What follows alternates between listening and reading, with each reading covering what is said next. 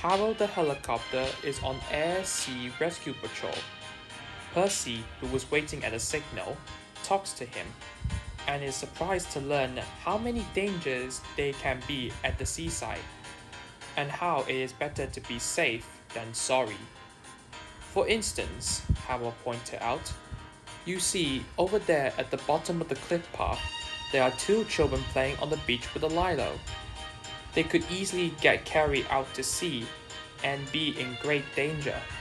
And look over there, he continued. Percy looked towards the cliff top, where some children were walking with a very lively dog.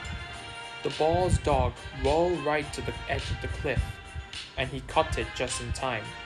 If the dog follows that ball over the edge, his children might try to get him back. Then there would be two children and a dog to save.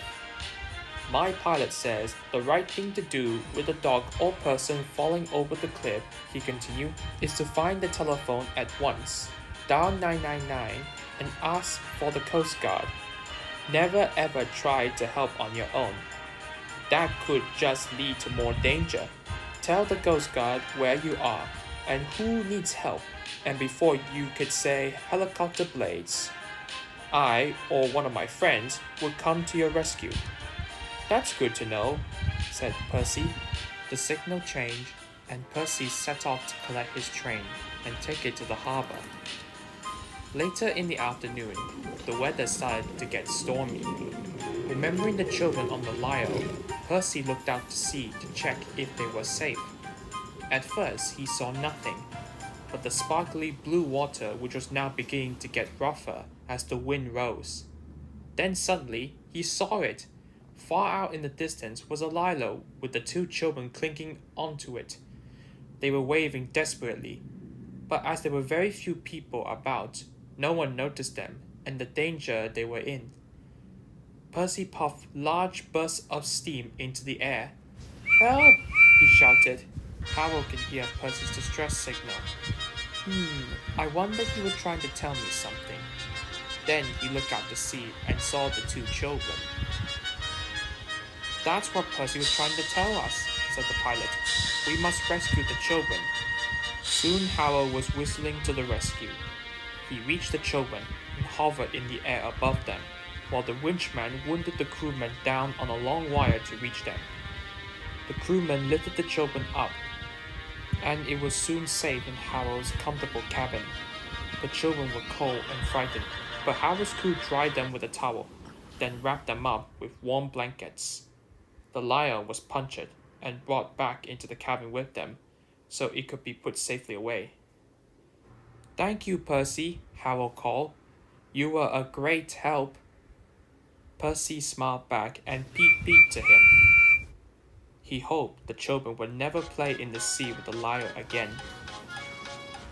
After all, it's better to be safe than sorry.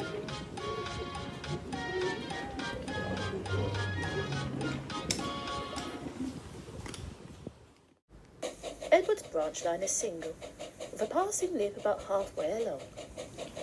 Usually, the trains that run along the line are short enough to pass each other here. But one day, Donald had a long train of empty trucks, which his driver knew would be too long to fit in the passing loop, where they were due to cross Douglas with a loaded train.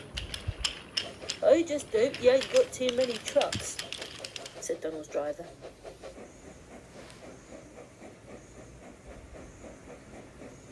Donald reached the loop first and stopped.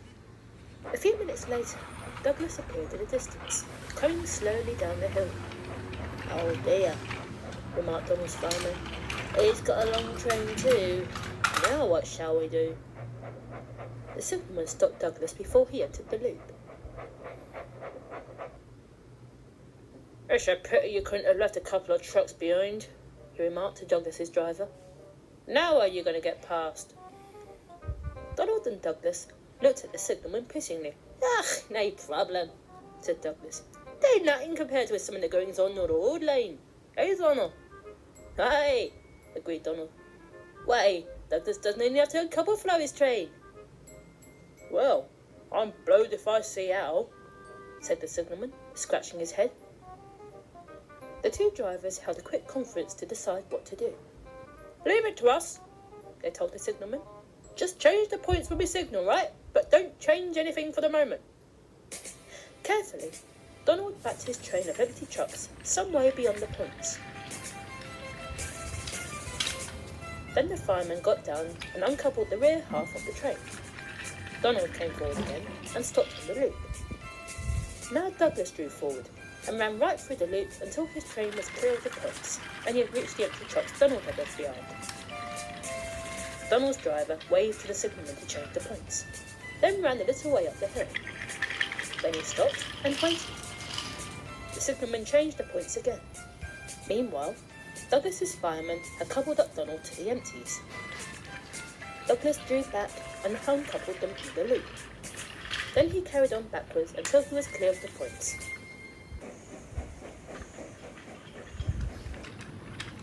His driver shouted to the signalman to change them, and Douglas, with a clear loop in front of him, puffed away with a triumphant toot of his whistle.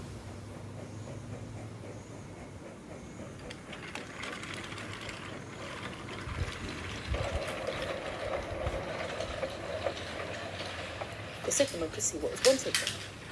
He straightened the points without being told, so Donald could back onto his empty trucks, couple up, and continue with his journey.